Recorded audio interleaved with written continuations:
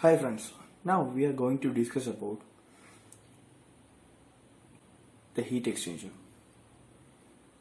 Before going to discuss about the analysis of the heat exchanger, we need to concern about the heat transfer coefficient of the heat exchanger. As we know, in a heat exchanger, three modes of heat transfer will be taking place. That means convection mode heat transfer, then conduction mode heat transfer, again convection mode heat transfer. As I explained in the previous lecture, here we can see in the detail. Consider this is a heat exchanger of the shell and tube type heat exchanger. This is a tube type heat. This is a inside tube. Through that tube, the cold fluid flows over that. Again, this tube is enclosed in another shell, and this shell space is completely filled with the hot fluid.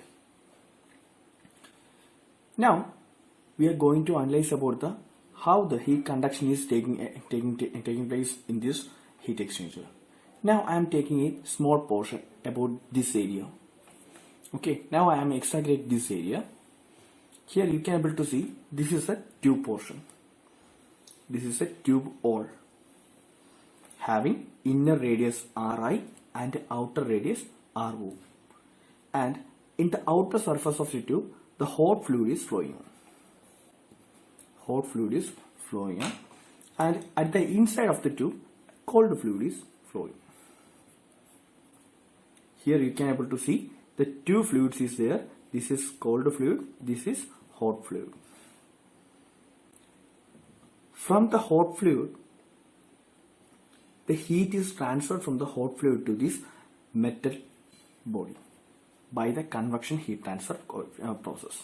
That means from this fluid to this metal body, convective heat transfer takes place. From the top surface to bottom surface, again conduction heat transfer will take place. This is a solid body, hence the conduction heat transfer will take place. Again, from this metal body to the cold fluid, again the convection heat transfer will take place. That means from hot fluid to metal body, convection, then upper surface of metal body to lower surface of metal body, conduction, again from the lower surface of metal body to cold fluid, convection. Here three modes of resistance comes into play. Here you can able to see the three modes of resistance like so. This is the heat transfer coefficient of the hot fluid, resistance R1. This is a conductive heat resistive coefficient, R conduction.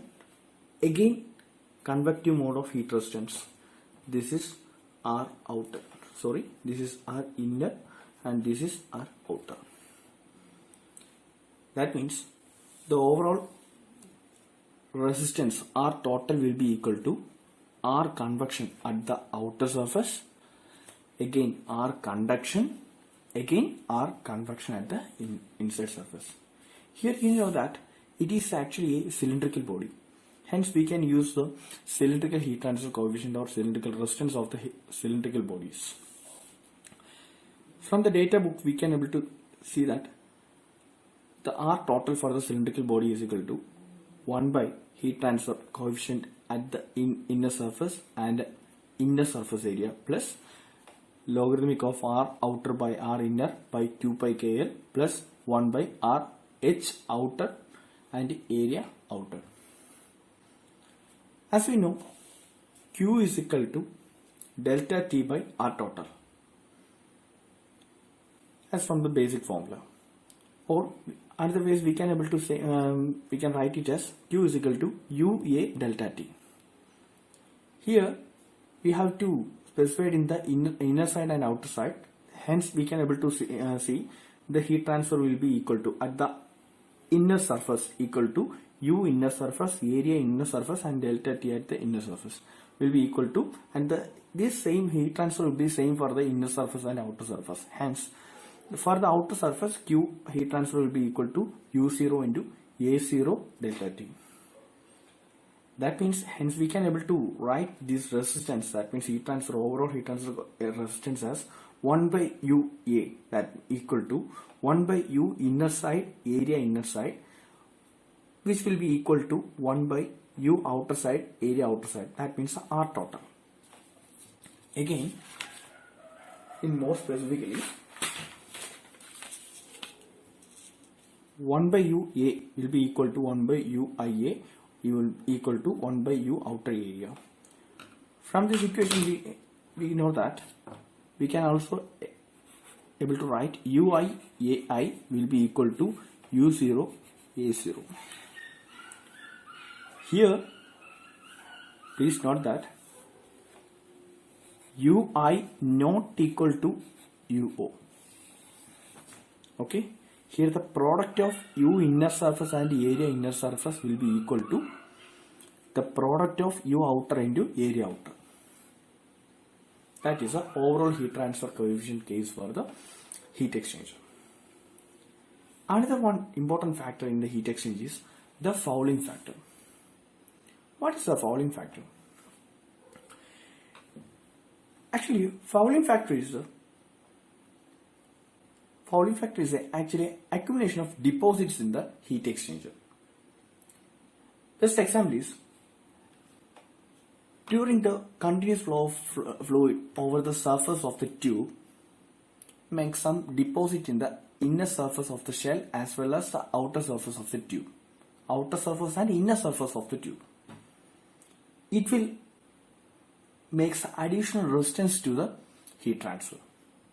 That means, suppose consider this is a inside tube of a heat exchanger. Okay.